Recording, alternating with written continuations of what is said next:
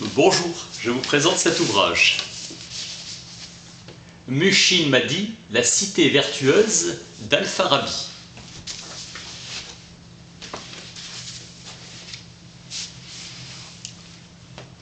La fondation de la philosophie politique en islam, 870-950. Grande estime d'Avicenne et d'Averroès, Orient et Occident musulmans.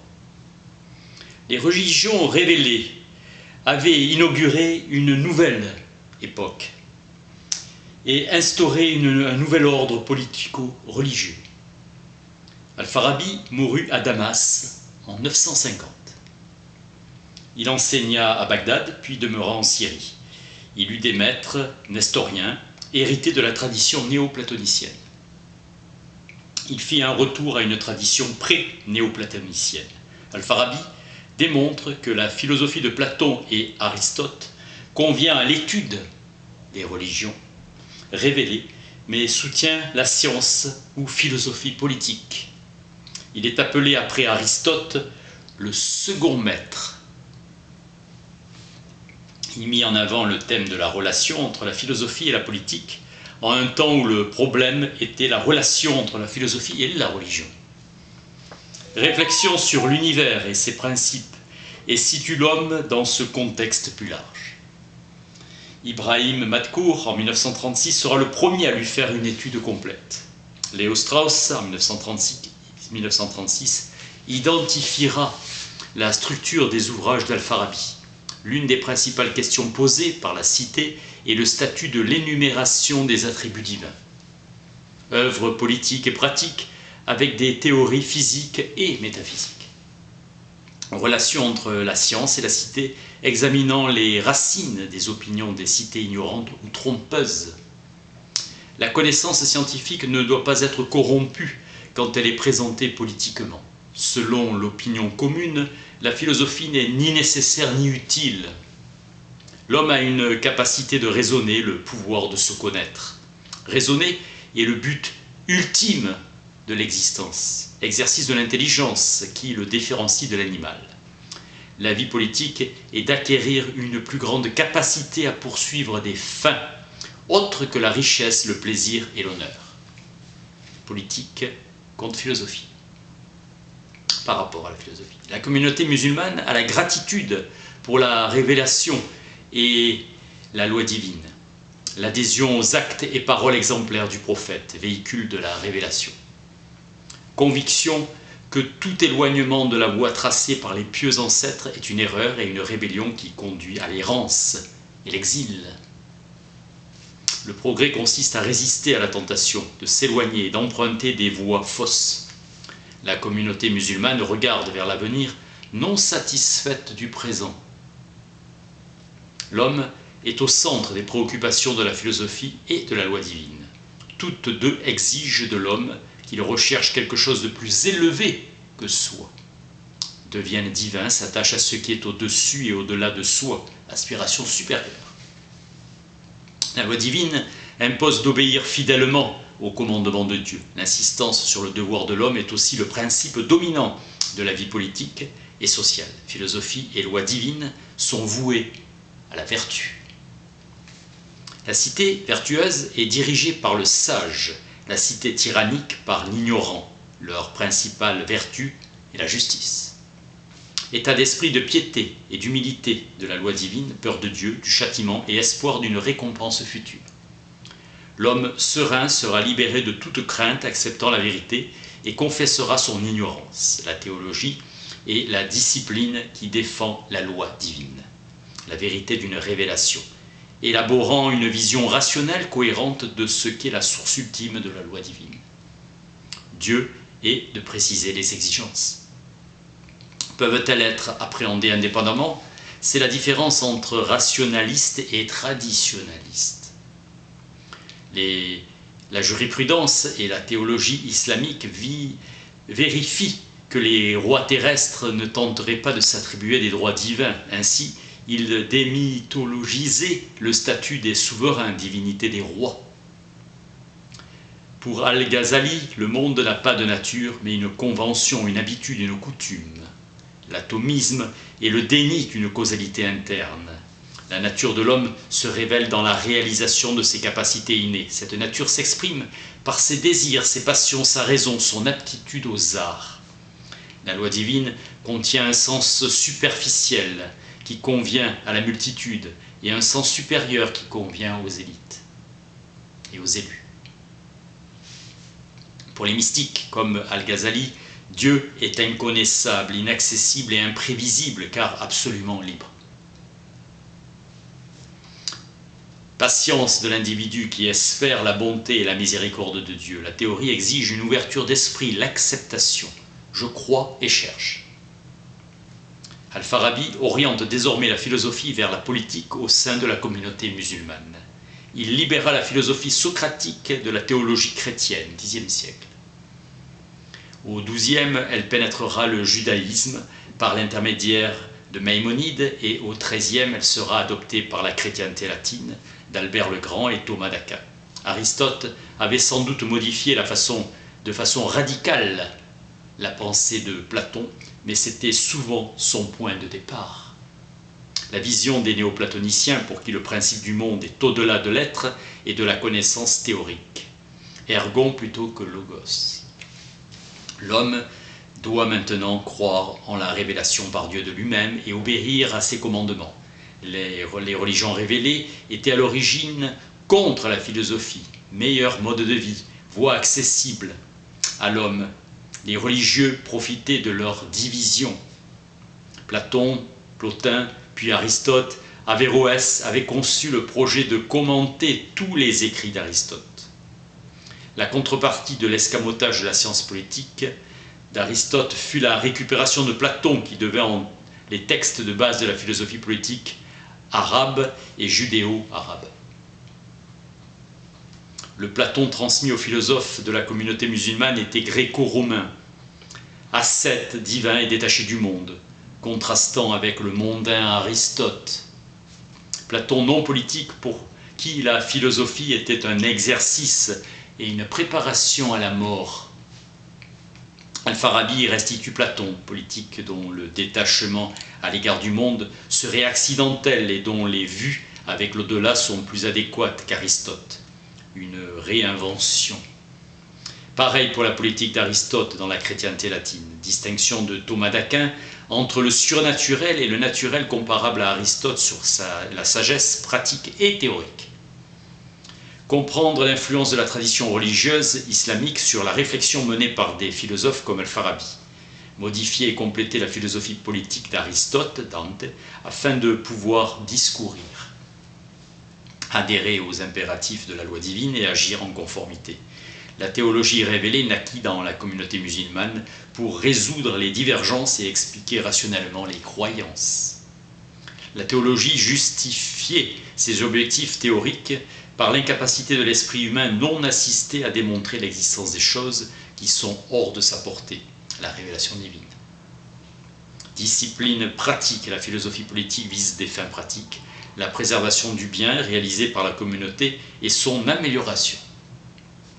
Connaître la plus haute perfection possible pour l'homme et la société. La philosophie islamique a été fondée par Al-Farabi, qui est le premier penseur musulman qui nous a légué un nombre consistant d'ouvrages philosophiques complets, la moitié de la totalité.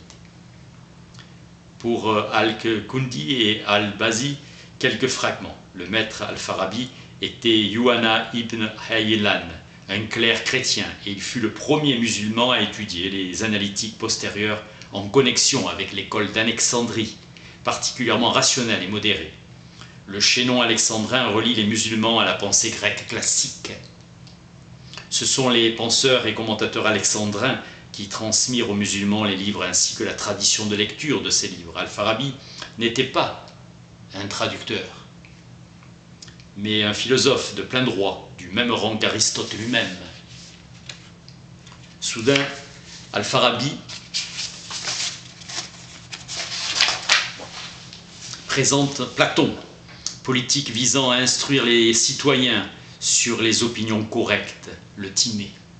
Puis d'Aristote où la métaphysique est absente, la science politique étudie tout ce qui est nécessaire à la réalisation.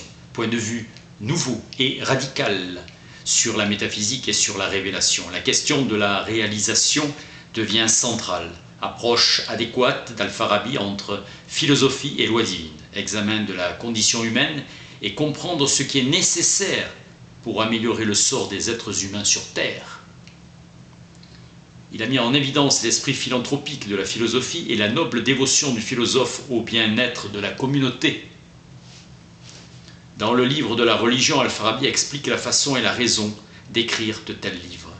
Saïd, historien andalou du XIe siècle, jugea Al-Farabi sans précédent. Ses classements de sciences de langage, de la jurisprudence, de la théologie, jamais inclus auparavant dans les sciences philosophiques. Son but est d'arracher les sciences connues et leurs parties.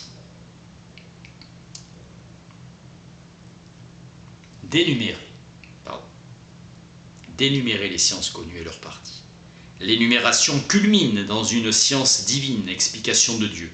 Sa vision philosophique est que l'homme ne devrait pas borner ses buts dans cette vie à des choses telles que la richesse, l'honneur et les plaisirs, mais rechercher une fin plus élevée, telle que la vertu ou la connaissance. Il devrait mener une autre vie dans cette vie.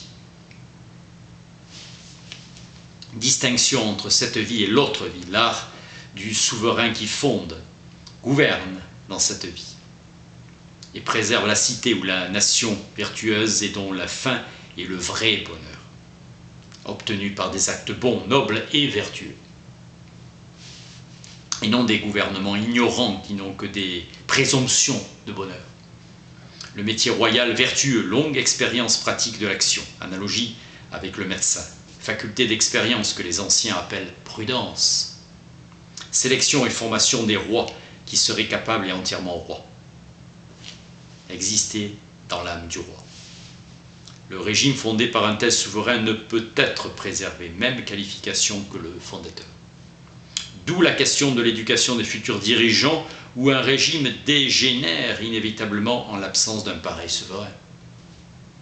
Comme les lois servaient aux législateurs, Al-Farabi développe aussi une philosophie de la religion en élargissant l'horizon aux opinions théoriques. La théologie en tant que science religieuse a été discrètement écartée. La religion est pour Al-Farabi un ensemble d'opinions et d'actions déterminées et délimitées.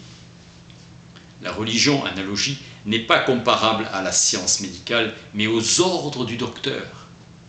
Fais ceci, mais fais pas cela. Le souverain fondateur présente ses opinions et actions prenant un adjectif, pensant à un objectif défini d'une communauté multitude d'êtres humains. 4 communautés possibles, la tribu, la cité, la nation, plusieurs nations. Un gouvernement vertueux dont l'objectif est que le souverain et les sujets parviennent tous au bonheur. A l'inverse, un gouvernement ignorant réalise des biens inférieurs, richesse, honneur, au lieu de vertu et sagesse. L'excellent souverain est à la fois roi et prophète, révélation que Dieu lui fait. Seul le métier qui comprend la philosophie pratique et théorique est véritablement royal. Philosophe pratique plus théorique plus révélation égale royal. C'est un roi philosophe avec une révélation. Sa faculté d'expérience est identifiée à la prudence. Le fondateur se contente de transmettre en tant que révélé opinion et élection. Le métier royal est la capacité de gouverner, vision d'un prophète qui serait également roi. L'agent de la révélation par excellence est l'esprit divin appelé intellect actif, entrant en contact avec l'intellect humain théorique. Les opinions religieuses ne sont pas des opinions scientifiques. Les citoyens imitent le fondateur, réalisant certaines activités plutôt que d'autres. Les actions religieuses découlent des opinions religieuses. Leur fonction est ancrée fermement, ces opinions, dans l'âme, louange et blâme. La glorification et la louange de Dieu. Blâme et condamnation des rois immoraux. La croyance en Dieu et aux anges, aux rétributions, aux châtiments dans l'au-delà, permettent aux êtres humains de faire plus facilement ce qui est juste. Les vérités de la religion sont inaccessibles à l'intellect humain, remontant du roi à l'esprit fiable, non donné à l'ange Gabriel, qui est l'agent de la révélation, l'être à travers lequel Dieu révèle les choses au fondateur de la cité.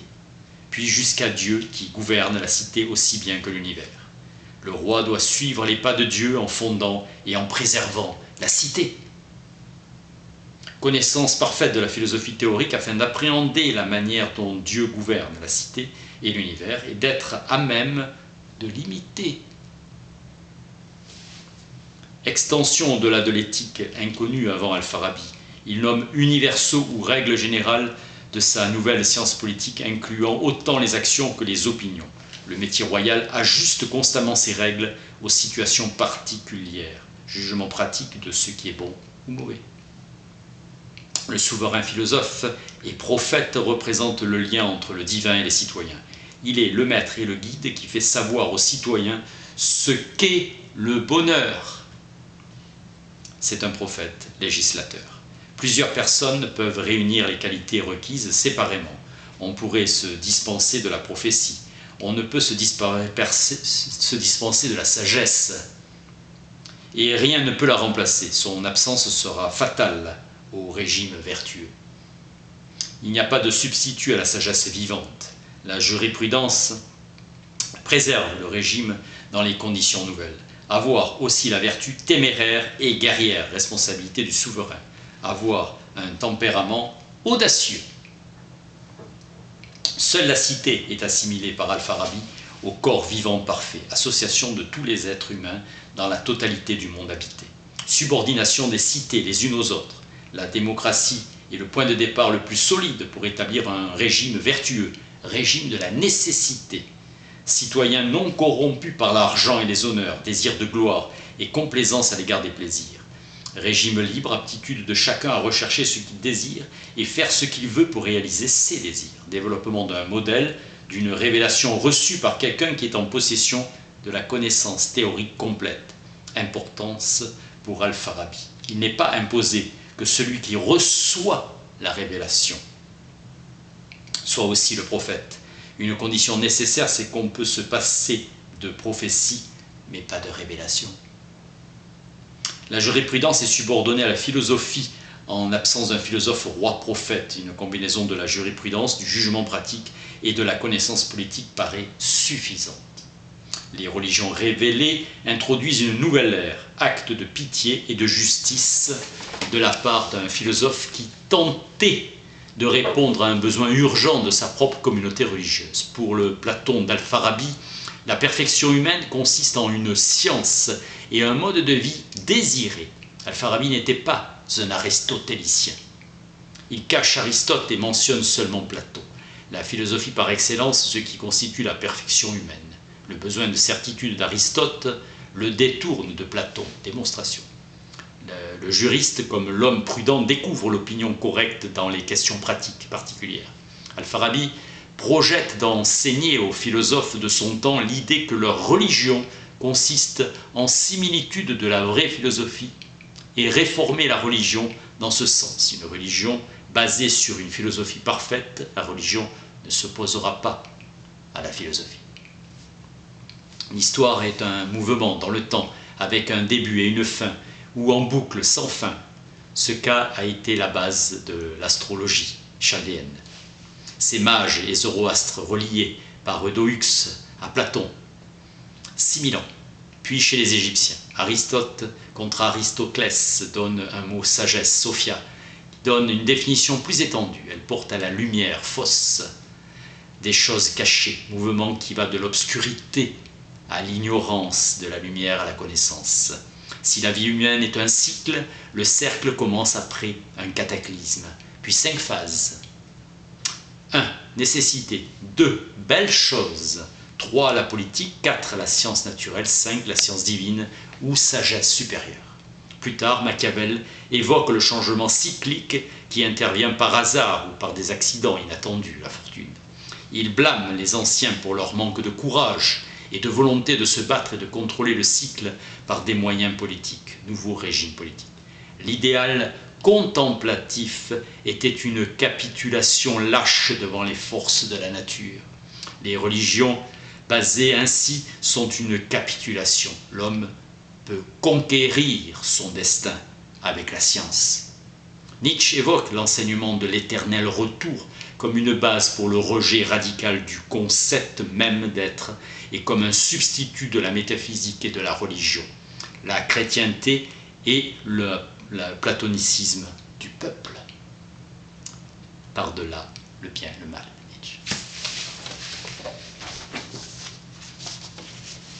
Mushin Madi, la cité vertueuse d'Al-Farabi. Merci.